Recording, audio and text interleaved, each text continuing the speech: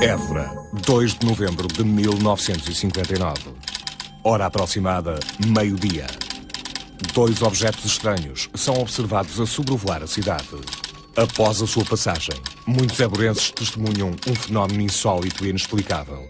A queda de filamentos brancos que, devido à sua textura, a mítica popular apelida de cabelos de anjo. Haveria alguma relação entre a observação dos objetos voadores não identificados e a posterior queda de filamentos? Que perturbante mistério estaria encoberto no emaranhado desses cabelos de anjo?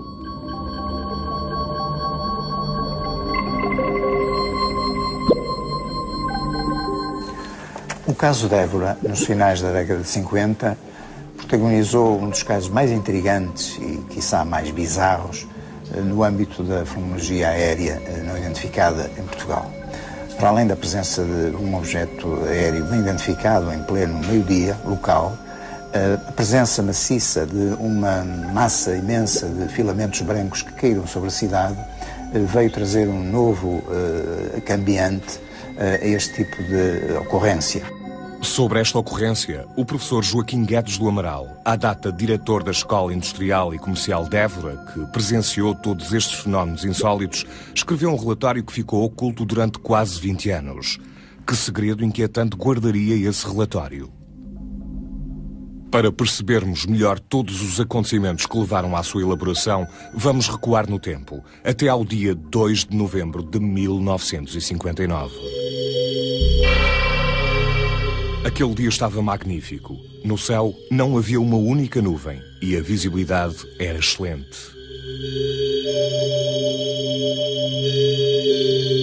Perto do meio-dia, o professor Amaral foi informado de que um objeto estranho estaria a sobrevoar a cidade. O professor dirigiu-se imediatamente ao pátio da escola. Aí, observou que no céu pairava um objeto redondo, de cor azul clara, que se deslocava lentamente deste para oeste. O professor Amaral voltou rapidamente ao seu gabinete, onde montou um telescópio com o qual focou o estranho objeto. Era um misterioso corpo elíptico que parecia aumentar e diminuir de tamanho e que tanto acelerava a velocidades fantásticas como logo de seguida parava bruscamente no ar. Cerca do meio-dia e meia, apareceu um outro objeto voador não identificado, cuja silhueta se destacou no azul do céu.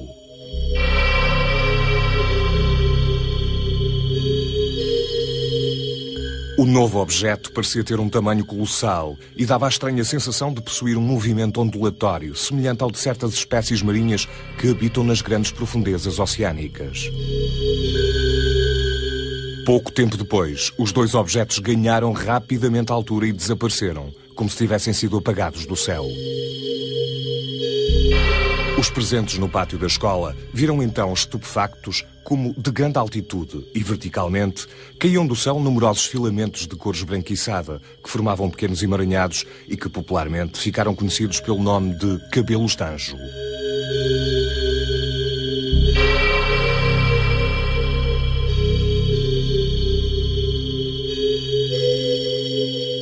Mas a queda destes estranhos filamentos não ocorreu só em Évora. Horas antes, o mesmo fenómeno teria sido observado a mais de 100 de quilómetros, sobre a base aérea militar de Sintra, onde o piloto Conceição e Silva, que mais tarde viria a ser chefe do Estado-Maior da Força Aérea, se preparava para efetuar um habitual voo de treino.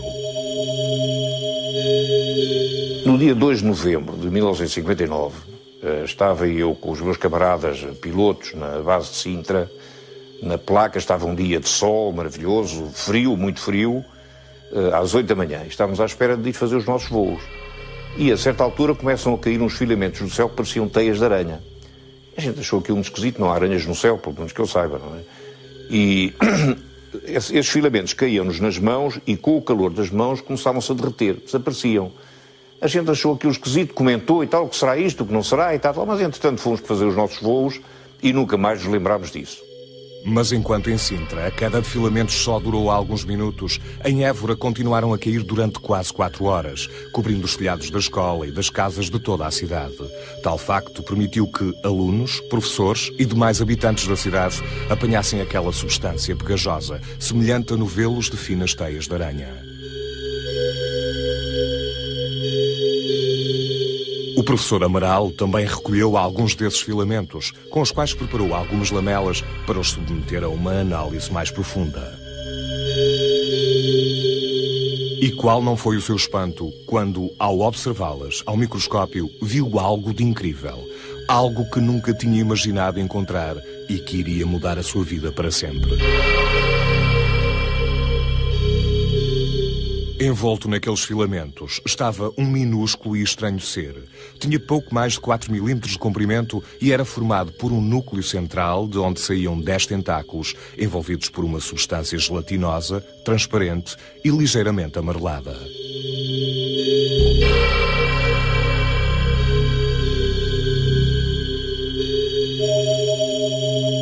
Por coincidência, o professor Amaral era amigo do pai do ex-piloto Conceição e Silva, o comandante Eugênio da Conceição e Silva, professor da Escola Naval e membro da Sociedade Astronómica Francesa. Ainda incrédulo com a sua descoberta, o professor Amaral foi então pedir-lhe uma opinião.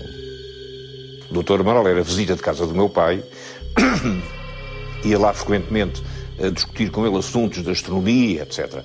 E lembro-me perfeitamente de, nessa ocasião, ter ido lá com as tais lamelas, terem feito a observação microscópica, de terem feito a análise espectroscópica, que não deu nada, que, digamos, como é que eu vou dizer, conhecido na Terra, tinha a risca de sódio, que é comum, mas não havia mais nada que pudesse identificar aquilo com qualquer coisa pertencente à nossa biologia. Aquilo tinha vida, parecia ter vida, porque quando se carregava na lamela, aquilo tinha movimentos, encolhia e fazia uma espécie de movimentos de reação à pressão. De facto, toda a gente achou aquilo muito esquisito, mas ninguém sabia o que aquilo era e a coisa ficou por ali. Entretanto, de forma a descobrir a verdadeira natureza daquele pequeno ser, o professor Amaral continuou com as suas investigações e contactou alguns especialistas que formularam diferentes hipóteses para a sua descoberta. Os únicos animais que me parecem semelhantes a este ser são os do tipo dos coelenterados. Confesso, contudo, nada conhecer na biologia que me permita classificá-lo. Apenas posso afirmar que é um ser. Nada posso dizer sobre a sua natureza, pois desconheço qualquer coisa igual na biologia. Isto é um animal e, por consequência, fora da minha especialidade. No entanto, a maioria destes pareceres não foram assinados pelos responsáveis, que posteriormente não os quiseram assumir publicamente.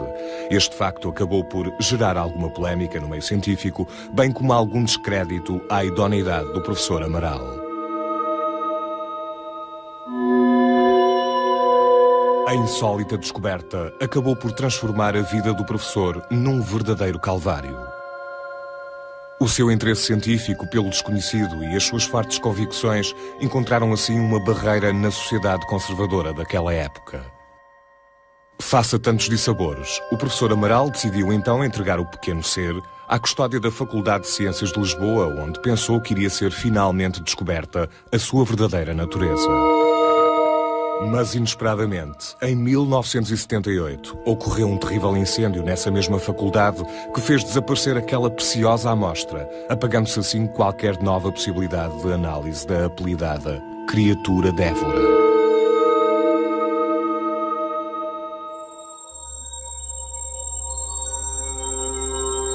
Vinte anos depois, este caso chegou ao conhecimento dos elementos do CEAFI, agora denominado de STEC, Centro Transdisciplinar de Estudos da Consciência.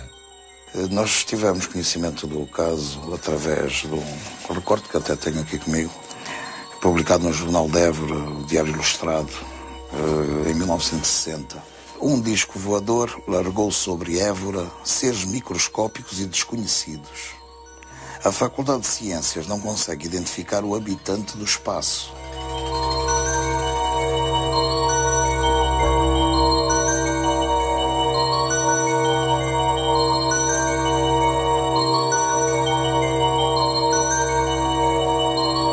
A nossa investigação fez-se 20 anos depois, portanto em 1979.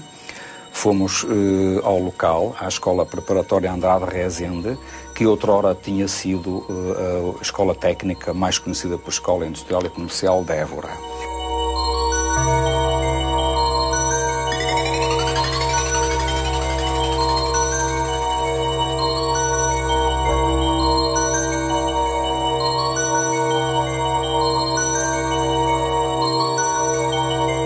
Então, fomos falar com as pessoas que conseguimos falar e que ainda lá estavam, que tinham observado a queda dos filamentos.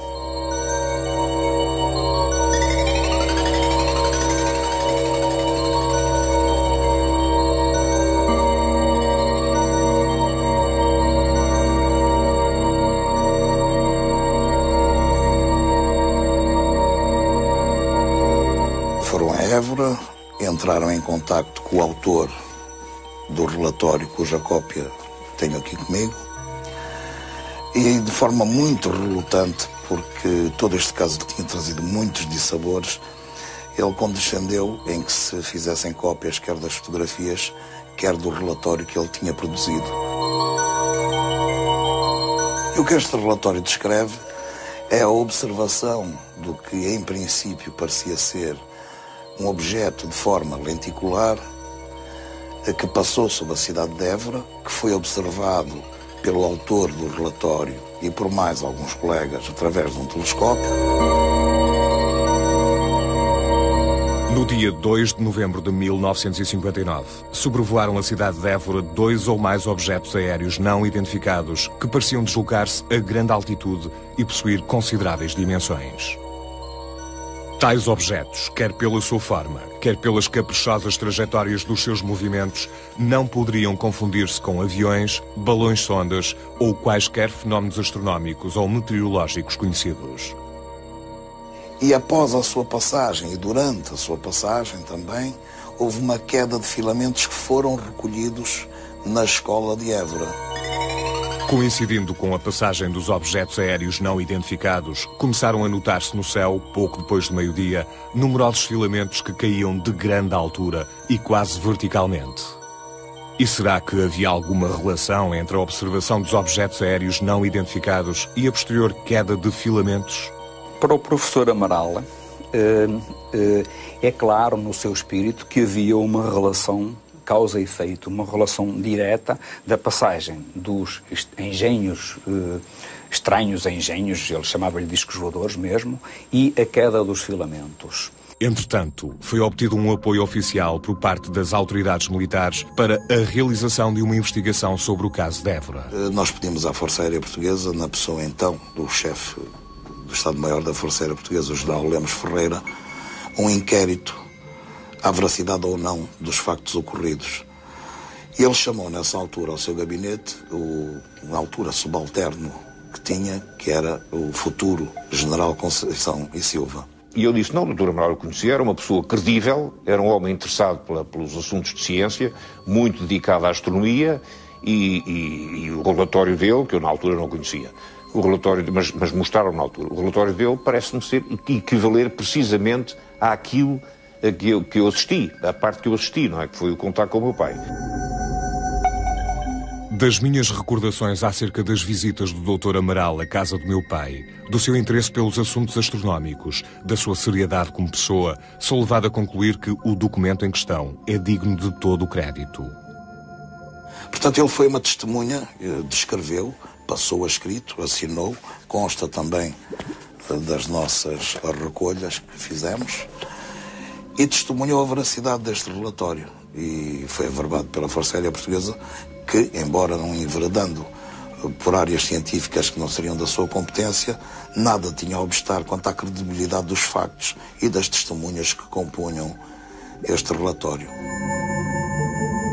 Acerca da constatação de um fenómeno insólito que ocorreu na cidade de Évora em 2 de novembro de 1959, declara-se para os efeitos tidos por convenientes que a Força Aérea não tem conhecimento de quaisquer factos que a levem a pôr em dúvida quer a veracidade dos acontecimentos relatados, quer as idoneidades do autor do relatório e do CEAFI.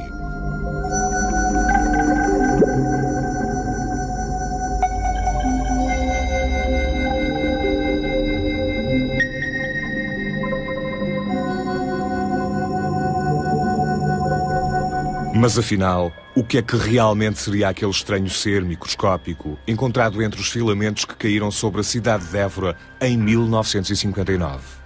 Nós não chegamos a qualquer conclusão quando 20 anos depois nos deslocámos ao local, porque o nosso intuito era o de receber os relatos, mesmo até em bruto, das observações que as pessoas tiveram e, portanto, não tratá-los de forma interpretativa. Mas mesmo sem conclusões, algumas teorias foram formuladas. Nós chegamos a pôr a hipótese, e tudo isto é o ramo das hipóteses, que poderiam haver colónias que sobreviveriam nas altas camadas da atmosfera, já em transição para o espaço, e que viriam a cair sob qualquer lugar da Terra por ação da gravidade normalmente. Há objeções a esse tipo de proposta, há a questão do calor e do frio, mas também há contrapartidas que se podem pôr, porque hoje sabemos que há bactérias que vivem a altíssimas pressões nos fundos marinhos, próximo de erupções vulcânicas com temperaturas de água a 300 graus. Descobriu-se há pouco tempo bactérias que transformam diretamente a luz solar em energia. Portanto, é uma hipótese que no maravilhoso mundo da vida não é de descartar na totalidade.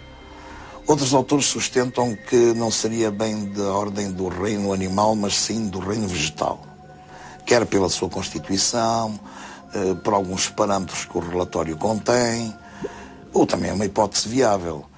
Outros descartam essa hipótese porque a reação seria demasiadamente rápida ao suster a lamela para ser uma entidade do ramo vegetal. Poder-se-á contrapor que a Drosera, a planta carnívora, também tem uma reação rápida ao fechar a mosca ou outro inseto que caia nas suas garras. E à luz da ciência atual, o que terá a dizer o professor Dr. Carlos Azevedo, a quem o STEC pediu em 1980 um parecer científico sobre este caso? Da análise que fiz às fotografias, eu verifiquei que essa estrutura, ou micro-organismo, como era chamado, ou organismo desconhecido também, como foi citado, era constituído por um corpo com 10 braços, isto é, um corpo decarradial, semelhante a uma estrela do mar. As fotografias não mostravam esse corpo com qualquer tipo de organização celular. Não vi nenhuma estrutura que pudesse sugerir que se trataria de um organismo unicelular. E hoje, decorridos quase 50 anos, voltando a reler aquilo que escrevi, eu volto a afirmar: poderia ter sido um organismo se eventualmente tivesse sido bem preparado. A verdadeira natureza do estranho ser de Évora nunca foi descoberta. E como o próprio professor Amaral referiu no seu relatório, o problema ficará tão insolúvel como até aí. O mistério permanecerá tão denso e impenetrável como anteriormente.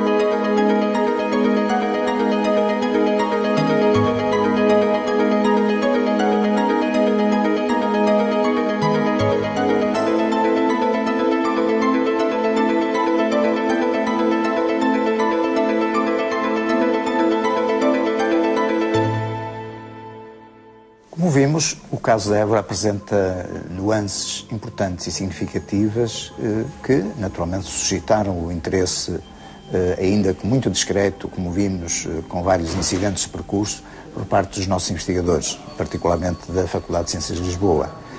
Mas, de facto, o que podemos retirar deste caso é a sua analogia com outras quedas semelhantes do mesmo tipo de material, de filamentos esbranquiçados, que, por exemplo, ocorreu várias vezes em Fátima e que coloca, de facto, algumas interrogações fundamentais relativamente a este tipo de material.